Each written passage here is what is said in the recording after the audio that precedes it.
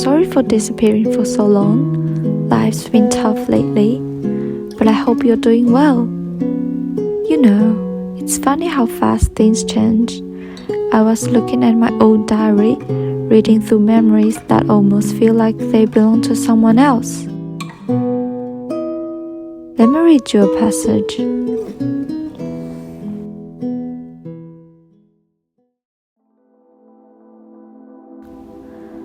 Those days in Switzerland, they feel like a dream. I remember standing at the top of Mount Rigi, the cold air staining my face. The landscape was alive.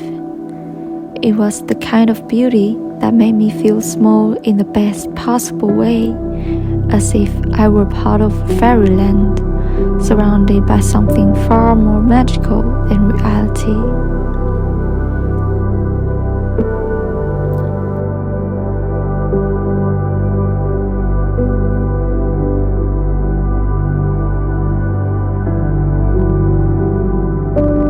But then, there was that moment in the cable car.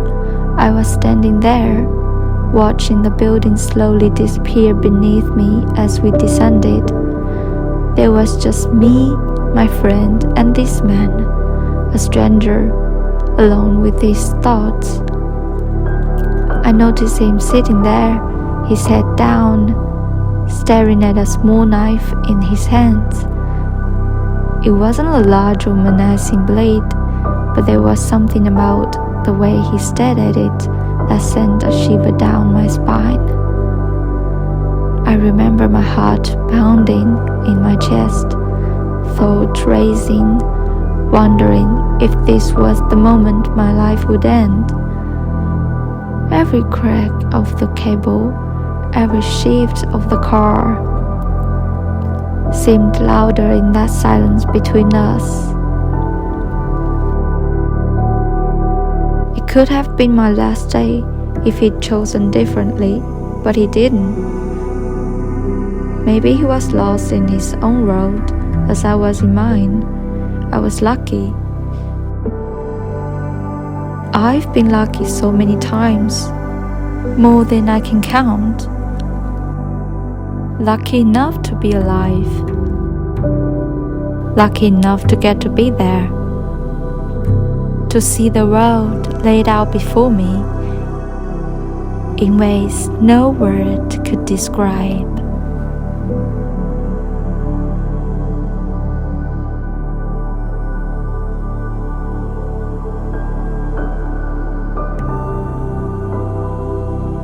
But if I was so lucky, why was I crying? Why did I feel this sadness creeping in? Why, when I was so far away from home? Why did I cry for people I never met? For lives I've never touched?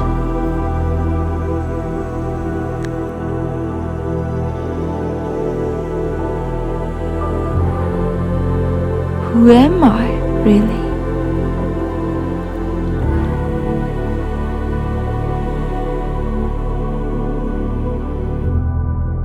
I used to be full of joy, full of imagination.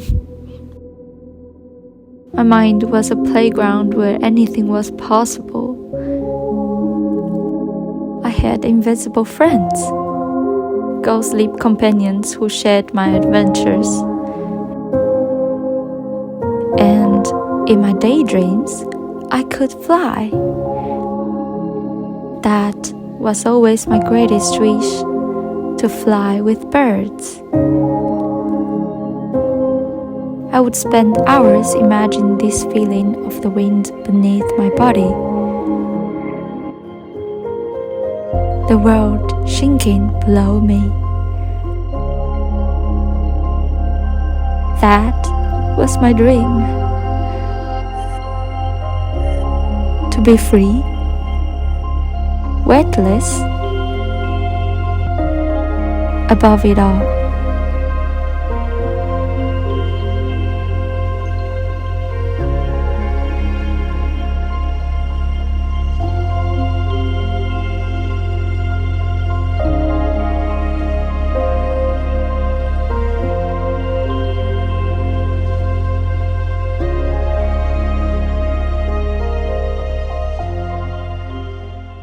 But now, I hardly recognize myself.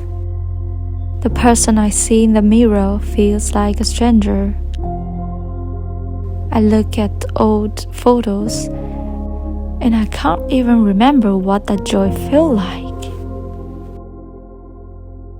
Somewhere along the way, I became someone I never wanted to be. Sometimes I wonder if I could live a life without pain, without worries, would I be happier? Would I stop crying when I see something beautiful?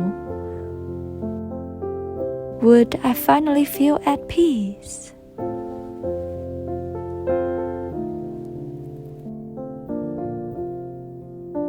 No, I wouldn't, because that is not who I am. I don't want to be someone who only feels half of life. I want to hum when I'm happy, dance when I hear a good melody. I want to cry when I need to, and scream so hard that my throat aches. I want to feel everything, every joy, every sorrow, every beat in my heart. I am weird and normal, calm and emotional, kind and selfish, friendly and distant, slow and fast, foolish and wise, pretty and ugly, talented and useless. People can say whatever they want. I just want to be me, all of me, with no parts hidden or shamed.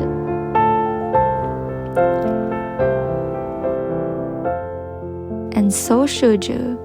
Don't hide who you are. Don't shrink yourself to fit someone else's idea of perfect. Be everything you are, the light and the dark, the joy and the pain. Be the person who laughs and cries, who soars and stumbles. Because the world needs you, the real you.